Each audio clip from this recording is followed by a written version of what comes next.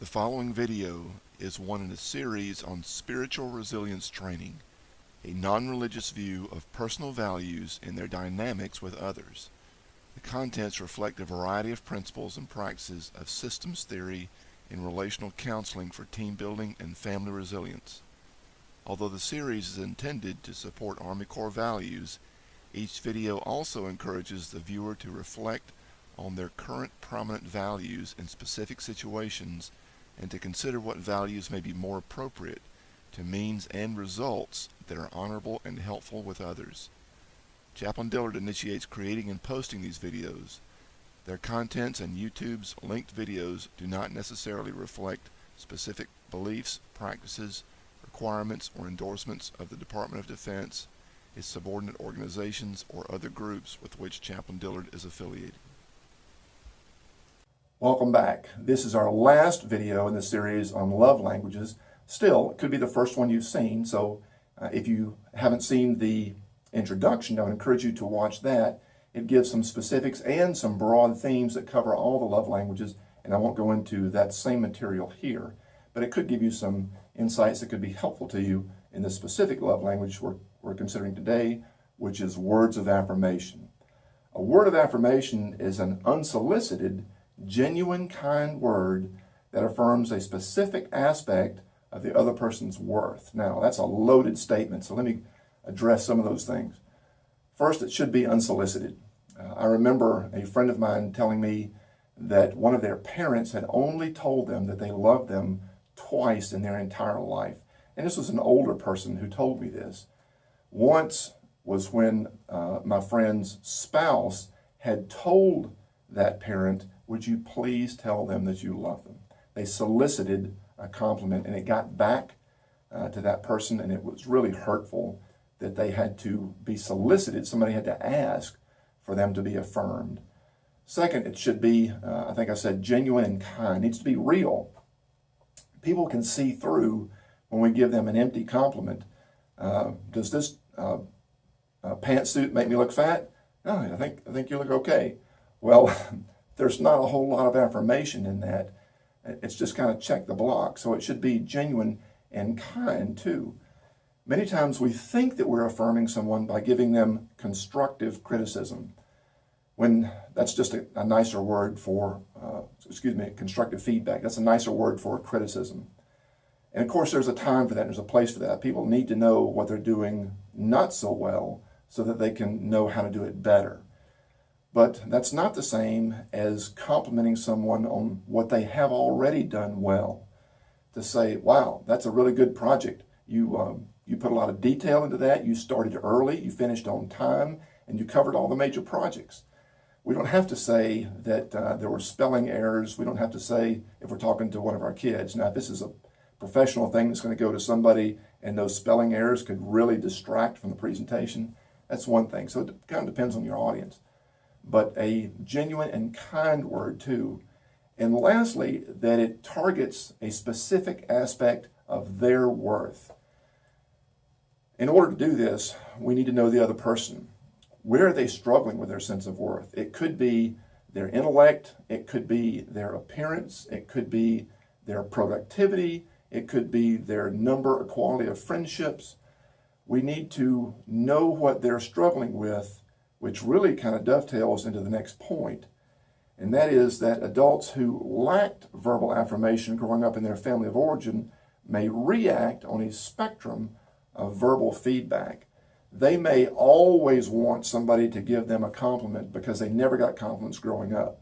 And they may want it on anything. And they may really be kind of needy and expecting and demanding of that. On the other hand, if they never got it growing up, but they're okay with that because they were affirmed in other ways, they may not feel the need to give that to others because it doesn't really, it's not something that meets their emotional needs because those needs were met in other ways.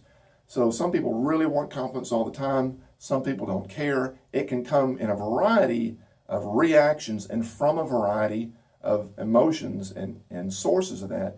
So we kind of need to understand who the other person is, especially if they're family or close friends. But even a coworker or more of an acquaintance, it's good to watch how they respond and how they give verbal feedback to others and affirmations so we can understand how that relationship can go well in the future. If the other person is less verbal, it can be very helpful to elaborate on the impact of their affirmations. For example, hey, I want to thank you for that positive feedback. It really built my confidence and my joy to work with you. Or, you always notice the detail I put into my work. That's part of why I work so hard. Now, what am I doing in those types of statements? I'm helping this other person who does not value words of affirmation as much as I do, or as much as you might. I'm helping them to see that there's a connection between what they say, those positive affirmations, and I've got to listen for them. I've got to look for them, right? Because I may not normally or frequently come from that person. But there's a connection between what they say that impacts my relationship with them. And the more I can do that in detail to help kind of train them, if you will, or to help them understand that that is a positive thing, and the more they do that, the better it is for me, the more likely they are to do it again. That being said, there are at least two cautions with words of affirmation. They usually facilitate repeated behaviors for good or bad. So, maybe you've heard the old joke, don't tell your wife that lipstick looks good on her unless it really does, because if you tell her it does, she's going to wear it again, right?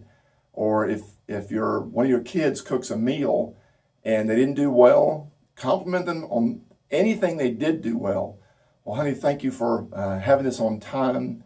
That's so important because I worked hard today and it really made a big difference for me to be able to sit down to the meal. Or the rice really turned out well. Compliment them on something that's good. Don't tell them something that did go well, because they are more likely to do that again. Secondly, those who want words of affirmation are sometimes emotionally needy, but also underperforming. Now, I don't mean to say that we should only affirm people who are deserving.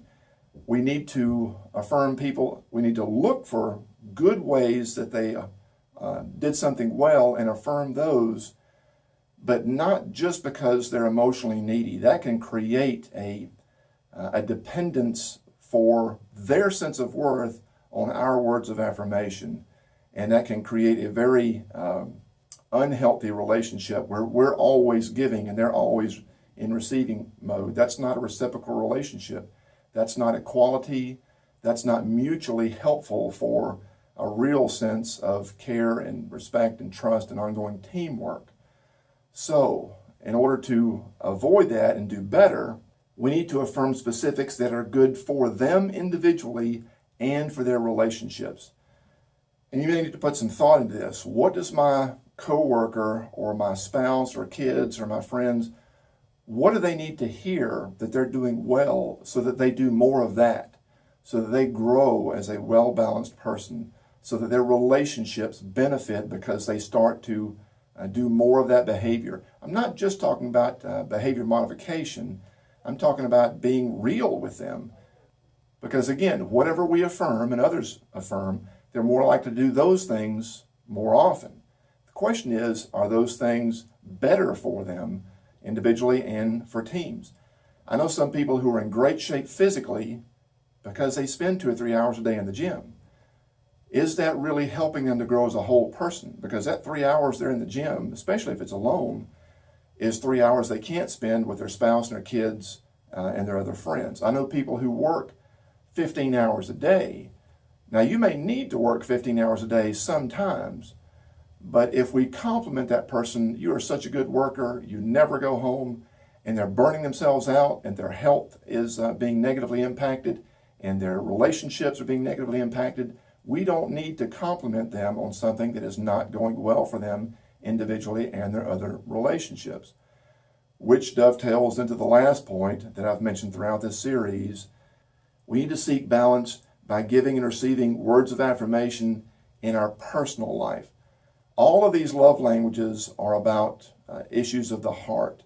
And if we're looking for words of affirmation, they should primarily come from the people to whom we have committed ourselves for a lifetime, our spouse, our kids, our very best friends, because they really know us well. We've made a choice to invest in that relationship long term.